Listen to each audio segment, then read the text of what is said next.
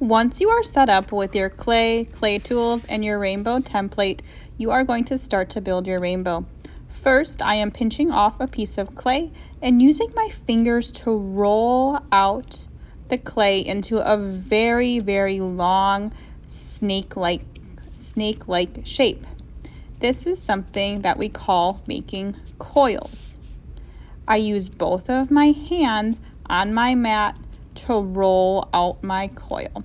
Once you start doing this on your own, you'll kind of get the hang of it and learn to get better as it goes on, but it may be hard at first.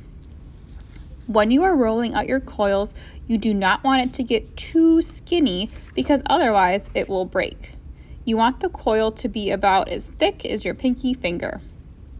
Once you have rolled out the coil, you can use it to create one of the colors in your rainbow. My coil was about as big as orange, so I put it over the orange spot on my rainbow. Next, I'm going to build another long coil. If you notice your clay is way too dry and it starts to crack, you can always get it wet with a little bit of water. So now I'm rolling out my next coil. I start with one hand and apply pressure to roll it out and make this piece skinnier. Once I'm ready, I can start to use two hands. As I am rolling it out, sometimes it helps to spread my fingers out wide to help the clay grow longer from side to side. I'm going to keep rolling. And remember, you want your clay coil to be about as thick as your pinky finger, not too thick and not too thin. It looks like this one's going to fit in red, so I am putting it over the red and making sure that it's nestled up really, really close to the orange.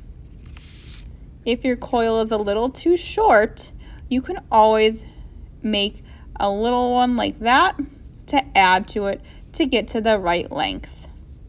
Then I use my fingers to just push it together to create one long coil. So now I'm going to do this with the rest of my colors so that I have red, orange, yellow, green, blue, and purple. Next, we are going to make the swirl coils for the clouds. So I am rolling out coils just like I would for my rainbow, and this time I am coiling it together into a spiral. Then you can fill the bottom with these spirals. It does not have to exactly match the template. Like you can see, mine doesn't match the template exactly. That's okay. You just want to fill that area. When we are building our rainbows, you want to make sure that all your clay is close together and touching like you see here. You don't want any big gaps between your clay. If you have gaps, you can fill them in with smaller pieces of clay. This is so that when we're done, it can hold itself together.